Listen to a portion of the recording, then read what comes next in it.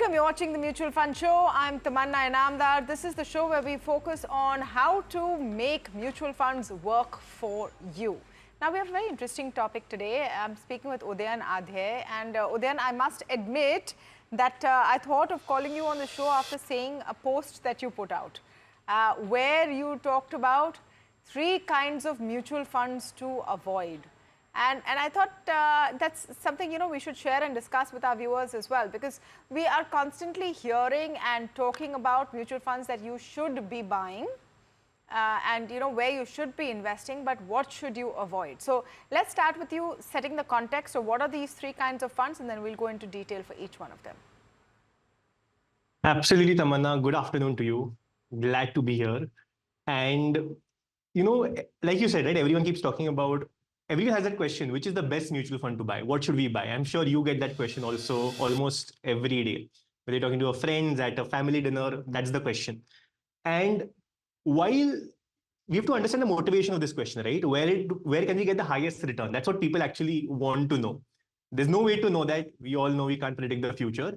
But in the pursuit of trying to get the highest return is when people make mistakes. And that is why I had put up that video where I spoke about the 3 types of mutual funds that they should almost always avoid.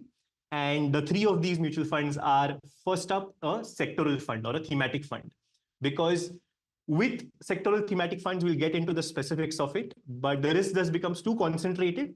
The second type of mutual fund that you should definitely try to avoid, again, in almost every single case, is NFOs or new fund offers. So these are new mutual fund schemes that are floated by asset management companies. And we have seen a lot of NFOs suddenly flocking the market.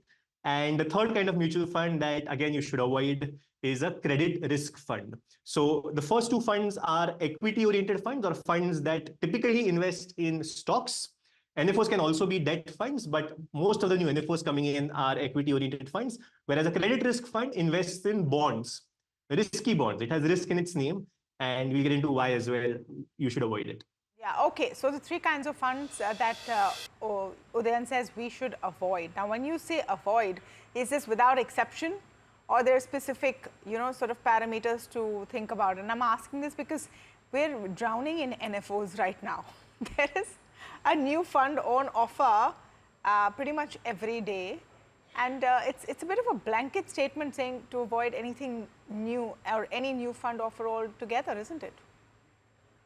It is. And I would say avoid about 90-95% of the NFOs out there. And I'll also share a filtering mechanics with you as to which new fund offer could be a good idea to subscribe to buy. So first up, why am I even saying you should avoid NFOs?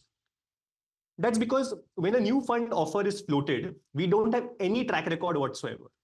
We don't know how that fund manager has performed in that particular category, that particular sector. There's no track record. And on the other hand, there is almost always something available in the market, in the mutual fund universe, that you can buy instead of the NFO that has a 3, 4, 5, even 10+ year track record at times. So purely because of that, why venture into unknown territory? And more than, sharing all these qualitative things, let me give you some data. So 6 out of 10 NFOs have underperformed.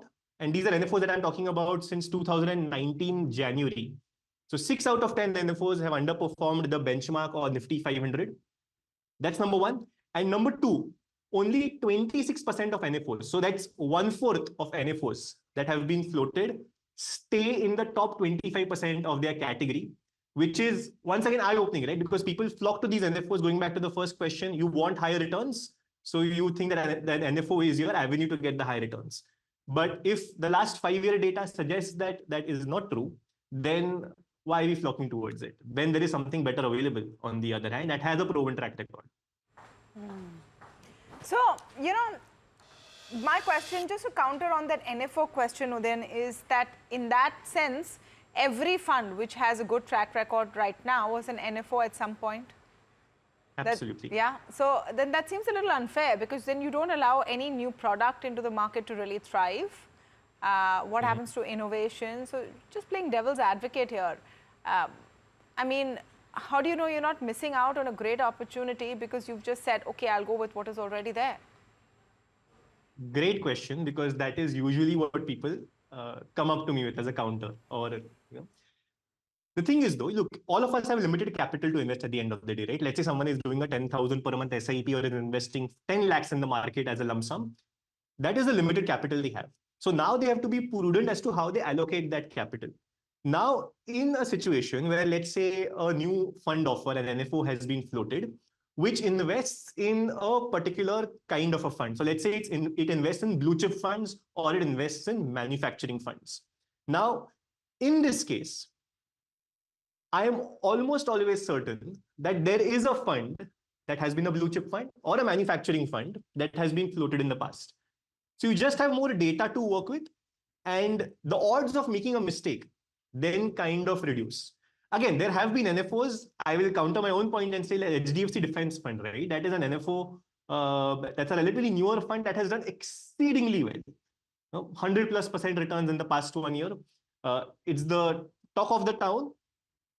If you subscribe to this philosophy of not investing in NFOs, then you wouldn't have invested in that. But at the same time, to be realistic, how much money are you actually going to invest in an NFO of the overall portfolio that you are investing in?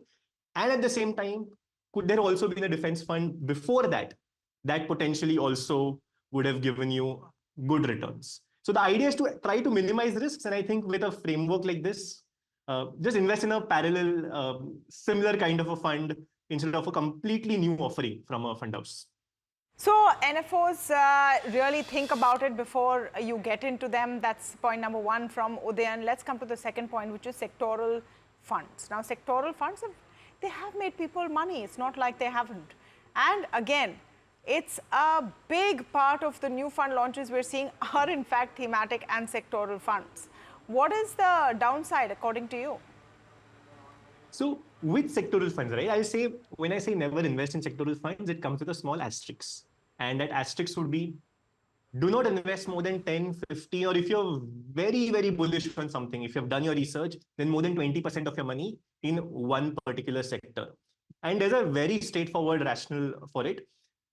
If you put all your money in one particular category or one particular sector, then if that sector does well, you're going to be the happiest person because your money has multiplied several times in a few years. But there's also a chance that that sector may not do well. And we have seen that, right? Every now and then, there are sectors that have done well for 3-4 years. For the next 3-4 years, they don't tend to do well. The classic, when we talk about thematic funds, the classic example is value style of investing. So over the past 4 years, value style of investing in India has generated the most amount of returns for 4 consecutive years.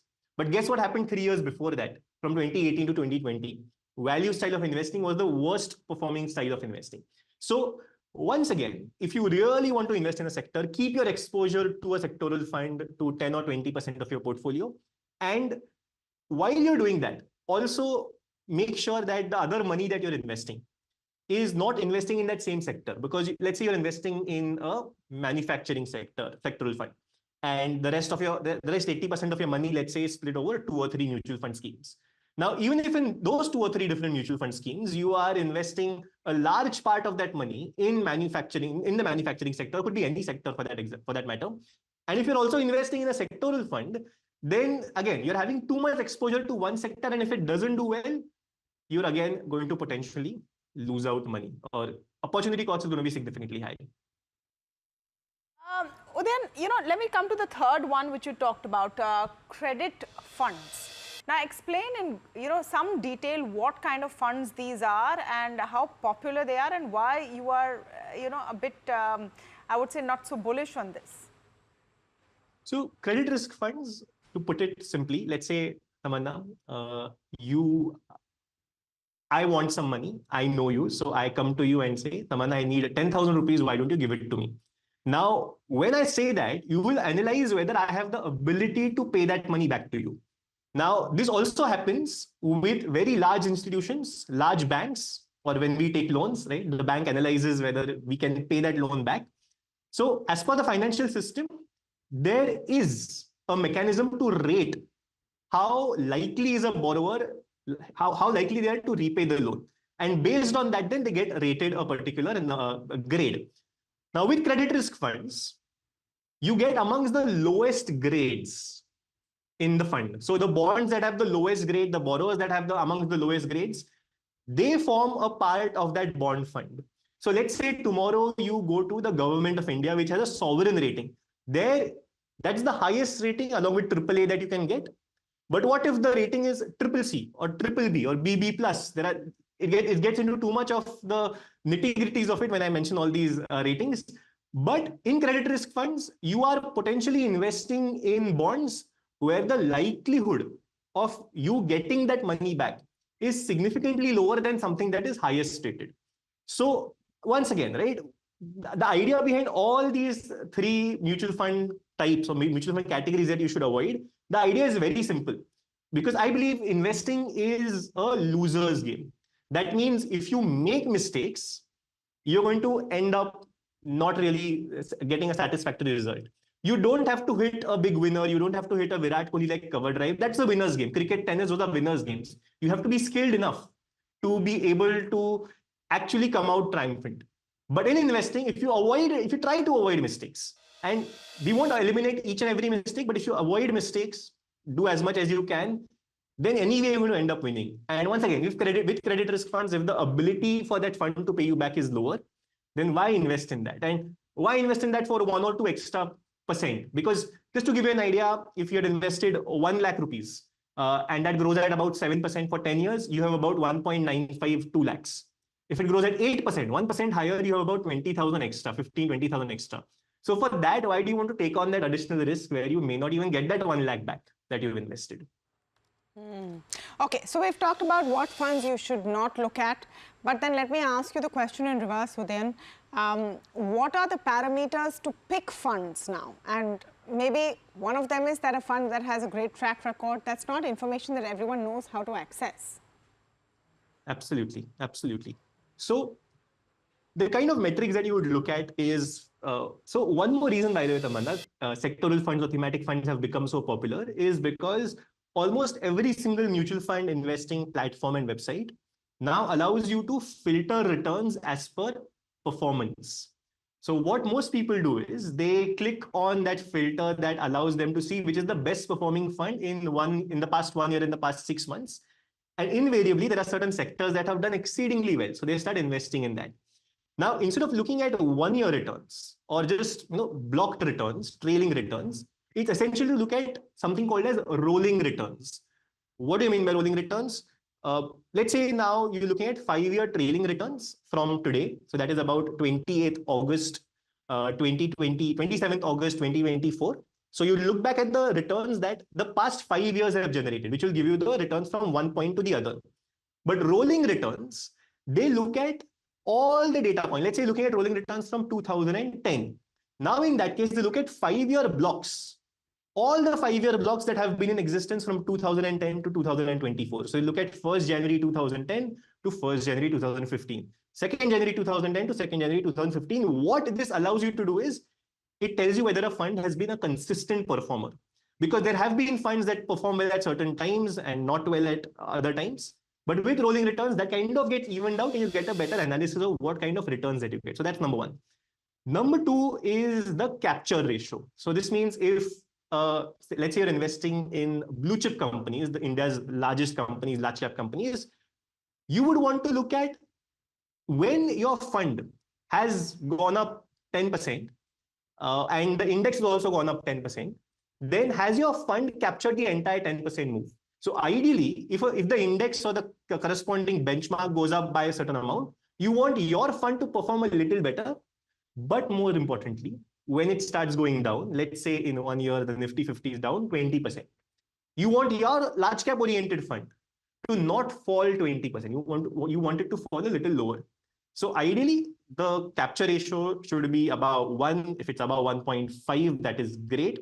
And all these numbers that I'm talking about, all these metrics that I'm talking about, they are one Google search away. So if you just literally search for calculate capture ratio of mutual fund, you will see 3-4 websites there that will do it for you for free.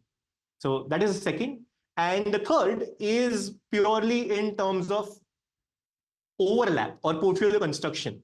So if you're investing money for say 2 years, 1 year, investing it in a small cap fund, a mid cap fund, or an all equity fund is not a good idea because again, in 2 years, your fund may do exceedingly well if markets do well, but there's a chance in the short run in the equity market that you may end up with a slightly lower or even negative return. So aligned with your goals and risk profile would be the third point that you would want to consider. Okay. All right. So a lot of basics there put out very clearly by Udayan. Let's take this opportunity to get some of your queries, those numbers on your screen, and you can always write into us and get our experts to answer your questions on mutual fund investments. First question today comes in from Ram, aged 31, says, I'm planning a 20,000 rupee SIP for 20 years and I'm invested in the following funds. Should I rebalance? So he's given his details of funds as well. UTI Next 50, 3,000 rupees, Nippon India Large Cap, 5,000 rupees, HDFC Mid Cap is also there, 3,000 rupees. Motilal Oswal Mid Cap, Quant Small Cap, Bandhan Small Cap. So a mix of largely small and mid cap and a quant fund as well. Udayan, if you look at this portfolio, what would be your advice? Is it time to rebalance? Whether to rebalance kind of depends on two things. So firstly, how long you have been investing, because this person now has invested in the three main categories, right? Large cap, mid cap, small cap. So they're kind of well diversified. So Ram has structured his portfolio well in that way. Now you want to consider how long you have been investing for, because if you've just been investing for 6 months or 1 year or even 18 months, it may not make too much sense to rebalance because you want to allow these funds to run up or run down depending on how the markets are doing. So rebalancing ideally should be considered every 2 to 4 years, not before that, because think about it, right? Every time you rebalance, you have to sell something. That's a taxable event. So depending on the amounts, you may have to pay a large amount of tax. When you pay tax, that eats into your gains. So you have to be careful of that. And the second factor that again should be considered is whether you want to rebalance at all. Because at times, like in the past 3-4 years, people who have been investing in mid and small caps, they have seen returns of 100, 150, even 200% at times in their mutual fund schemes. So what tends to happen is when, let's say, you've gotten a 100% return, your money has doubled in a particular mutual fund scheme. And as it so happens, there will come a time when the markets are not doing as well. So now the 100% return has fallen to 70%. If that makes you feel bad and really anxious, because it's the loss aversion philosophy, right? Like we are more likely to feel the pain of losing something than gaining something. So if you think you have lost out on returns, and that stops you from investing or reduces your investing ability, or that triggers a panic sell, then in that case, it's a good thing to rebalance because it just helps you stay invested. Because every now and then, every 2 to 4 years, you're taking some profit, reinvesting it back into either a safer asset like a bond or within the other funds that you have that haven't done as well.